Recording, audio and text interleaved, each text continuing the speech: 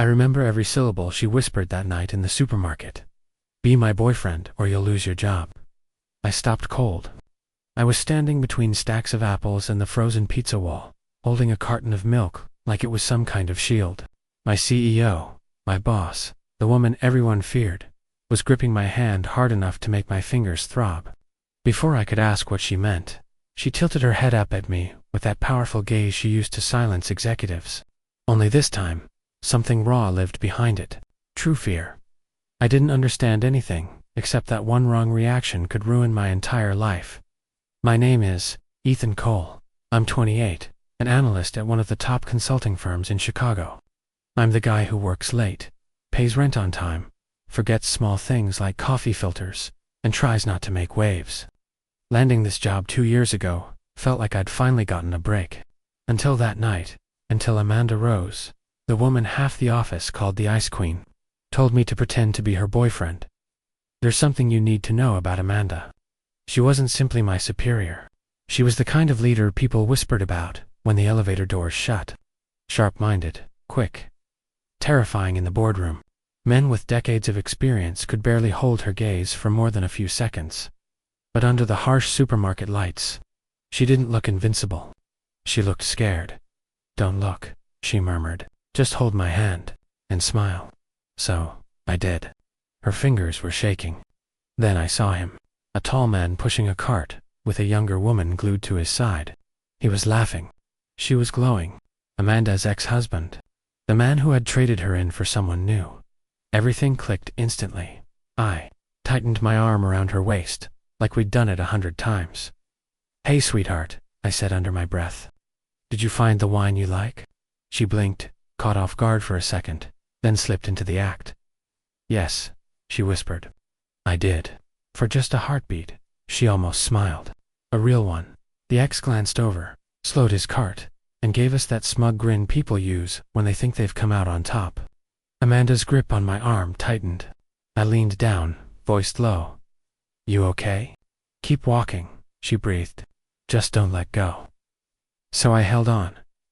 We moved past them together, her head resting lightly against my shoulder. Her perfume soft and warm like jasmine after rain. I felt her heartbeat through my sleeve.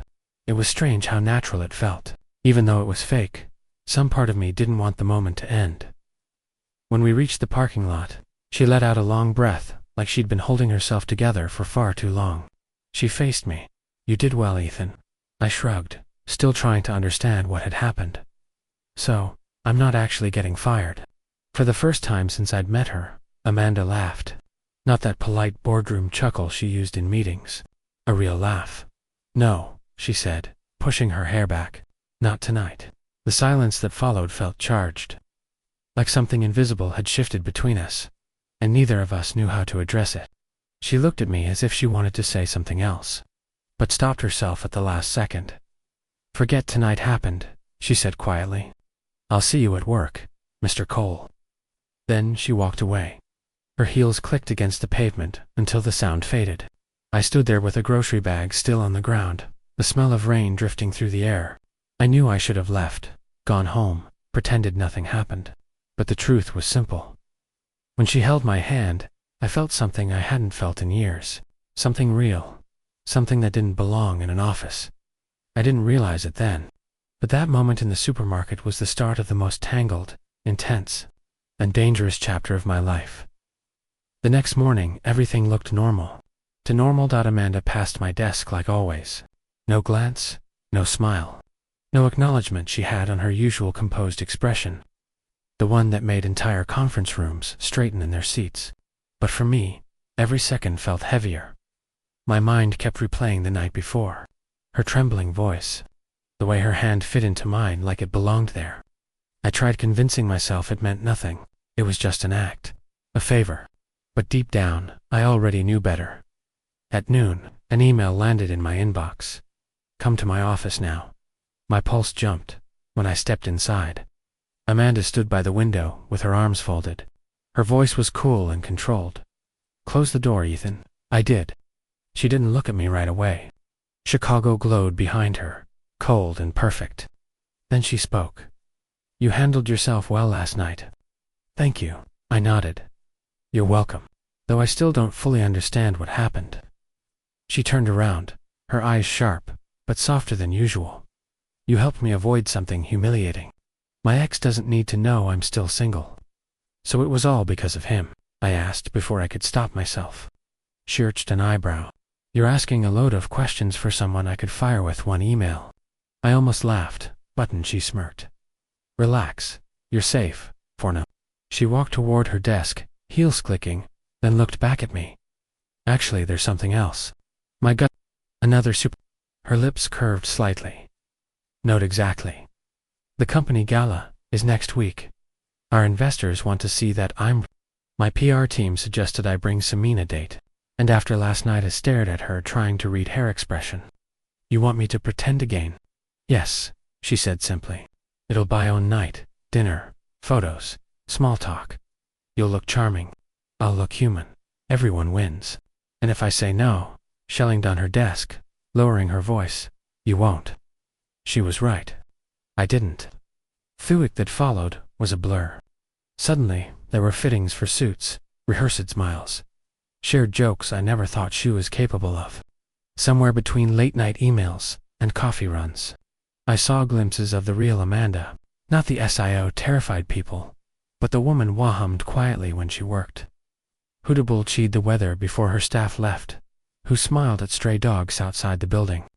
The closer we got to the gala, the harder it became to remember this was all fake. On the night of the event, she appeared at the top of the hotel stairs, in a dark emerald dress that made every head turn. I'd seen hair and power suits 100 times. But this was different. She looked soft, radiant, almost shy. Don't stare, she whispered as she approached. You'll make it obvious. Too late. Her hand brushed my arm just lightly enough to make my pulse race. Cameras flashed as we entered the ballroom. To everyone else, we were the perfect couple. Confident, composed, connected. But when the music slowed, and she leaned in to whisper something, her breath warm against my ear, I realized I didn't want to stop pretending.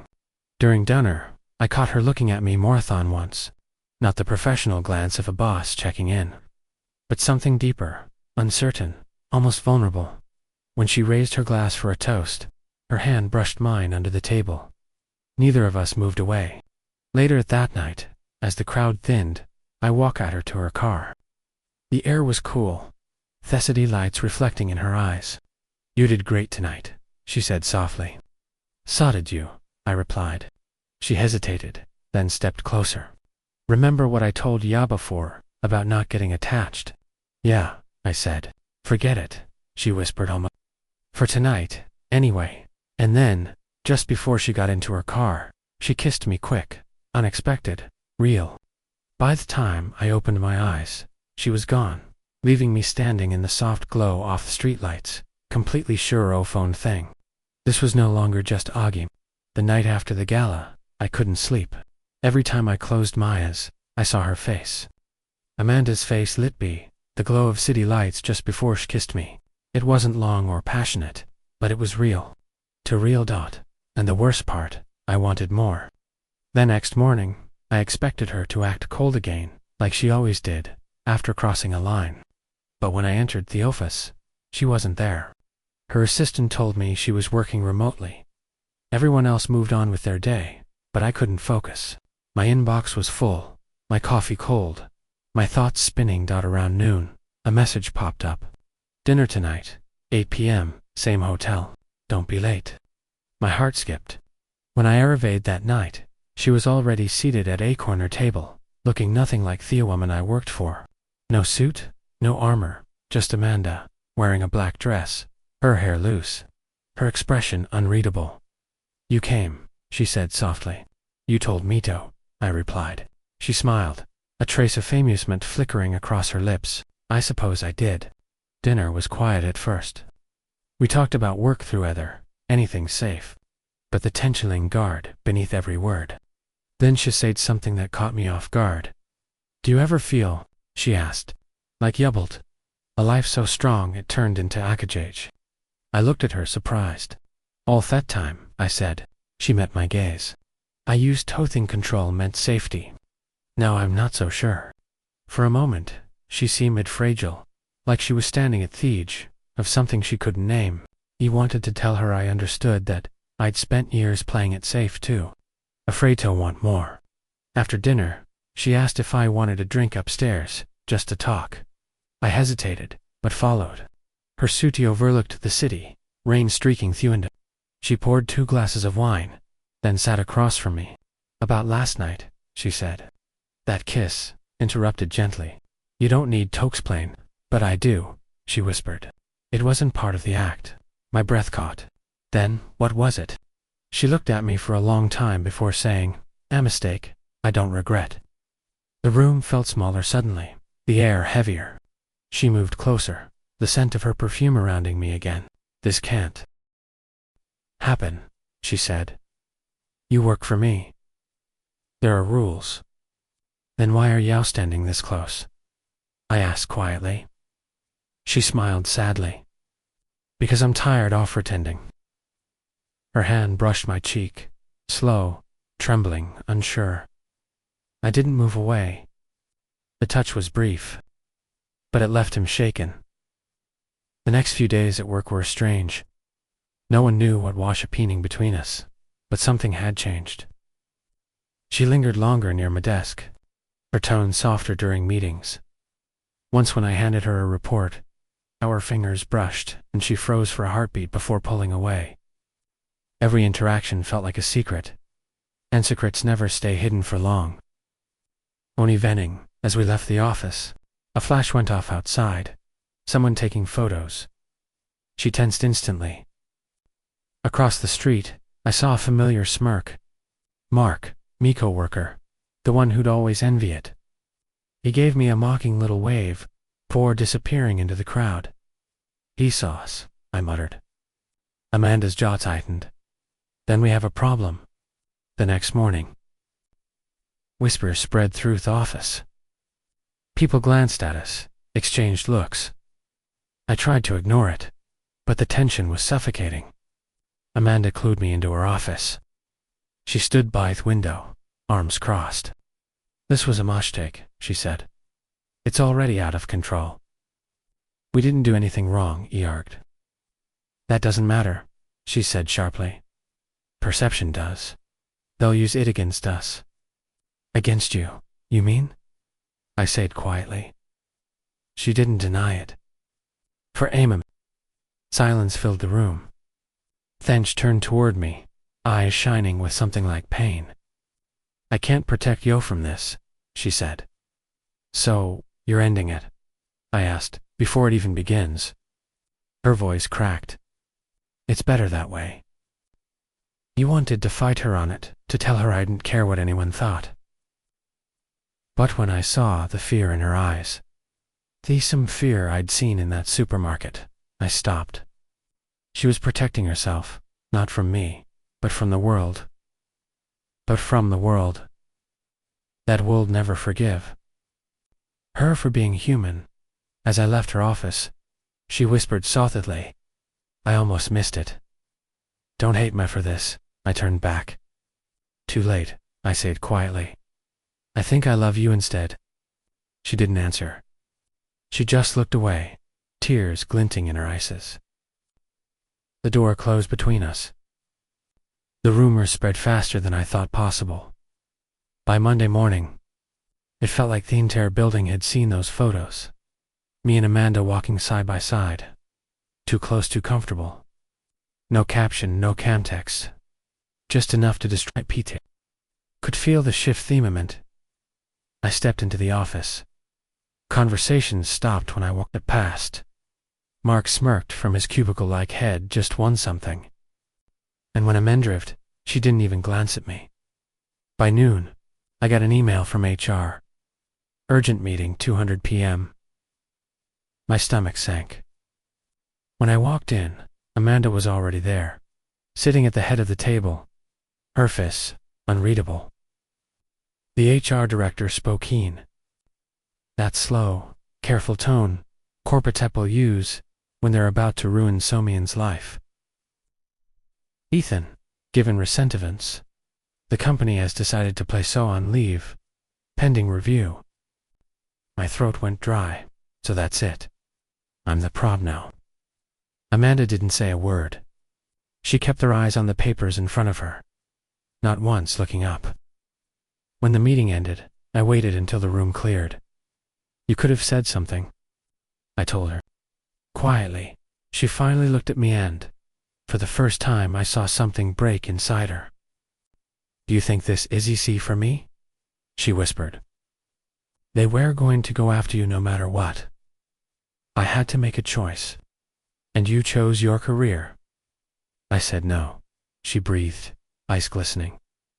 I chose to keep you out off the fire. You just don't see it. Yet, that night, I packed my things and left the building I'd worked in for years. The city felt different, colder, emptier. I stopped by my father's place on the way home. He'd been sick for months, but he smiled when he saw me. You look tired, son, he said. He lied softly. You have no idea. We sat together in silence, the kind that says more than words. And for the first time in a long while, I let myself stop pretending I was okay. Days turned into weeks. No calls from Amanda, no messages. I tried to distract myself with odd jobs, freelance work, anything. But no matter what I did, she was there. In every quiet moment, every song on the radio, every corner of the city where we'd once walked together. One afternoon, I stopped by the cafe nurse's office to see Leah. The barista would have been my friend long before any office started. You look like someone who's been hit by a train, she said with a smirk. Corporea train, emoted.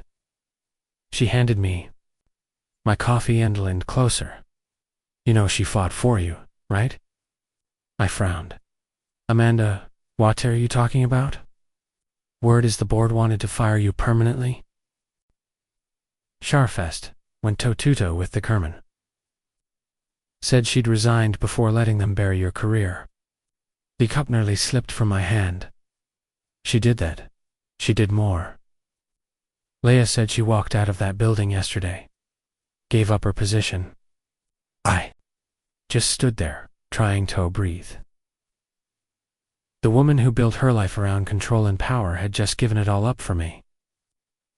That night, I couldn't sit still. I walked the streets. Until the city blurred into lights Andren. Every step we played our Mummenstogger. The fake smiles, the reloader. The way her voice softened when she forgot to be strong. I realized she hadn't abandoned me. She'd protected me, even if it meant destroying herself. I decided to find her. I closed her office, but her assassin said she'd already cleared out. No forwarding address, no contact number. Just gone. The next morning, he went back to the supermarket.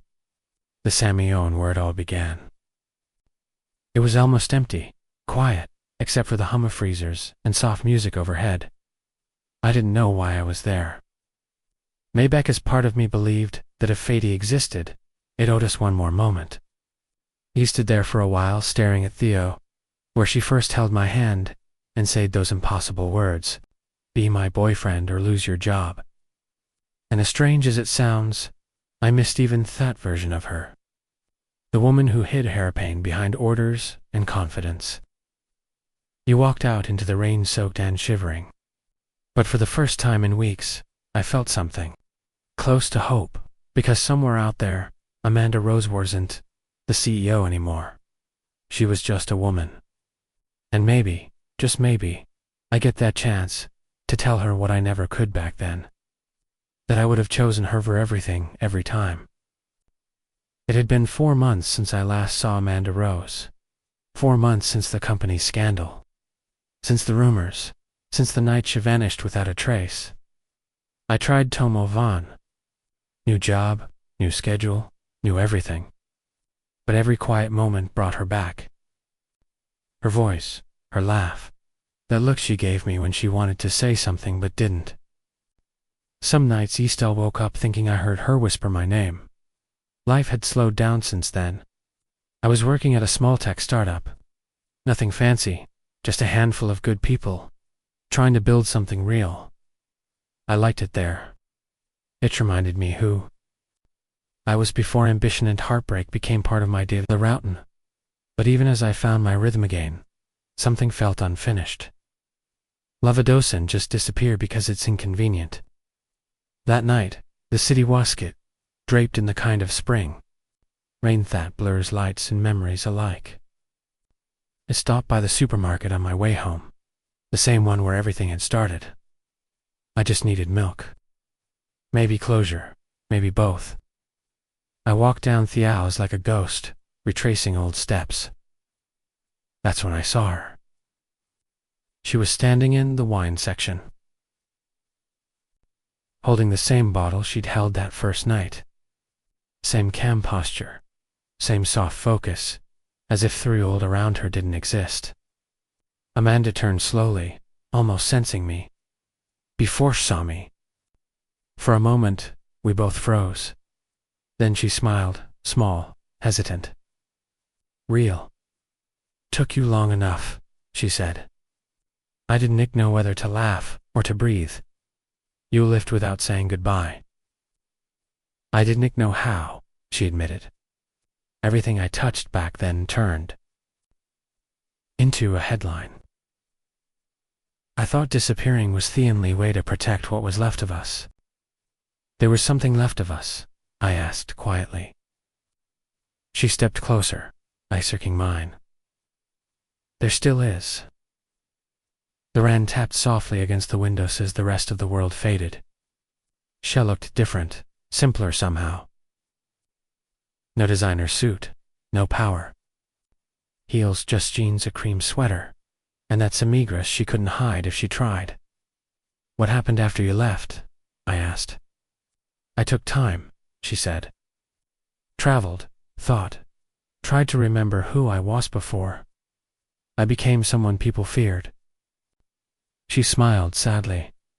Turns out, I'm a sad-buying human. For a while, neither of you spoke. I just watched her memorizing Vori. Small thing I'd forgotten. The way she tilted her head when she listened. The faint dimple that appeared when she smiled. Then she whispered, Now it's your turn. My turn. She nodded. So tell me what you've been holding back. I took a breath. I hated you, I said honestly, for choosing your career over him, for not fighting harder. But then I realized you did fight. You just did it your way. And I hated myself for netzing it sooner. I paused.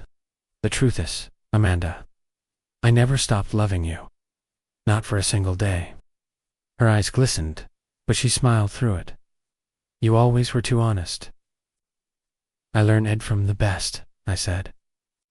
She laughed softly, then reached out and took my hand the same way she had that first night. Except this time, it wasn't out of fear. No more pretending, she whispered. Never again, I promised. Wes stood there in the middle of the supermarket aisle. To people who had lost everything except each other. She leaned in, resting her forehead against me. It wasn't dramatic or cinematic. It was quiet, human, perfect. When our lips met, it felt like exhaling after years of holding our breath. Afterward, we walked out together. No secrets left to hide behind. The rain had stopped, leaving the city washed clean. She slipped her arm through mine as we crossed the parking lot. So what now? I asked. Amanda smiled. Now we start over. No titles, no rules. Just us. As we reached her car, she turned to me one last time. Funny, she said. The first time I saw you here, I told you to pretend. And now, I smiled. Now we don't thave too. She laughed quietly. That same warm sound I'd missed for months. And aces drove away together. I relisted something. Sometimes the universe breaks you just enough to make space for what's real. What began as a lie ended as the only truth it ever mattered. I didn't lose my job that night in the supermarket. I found my heart.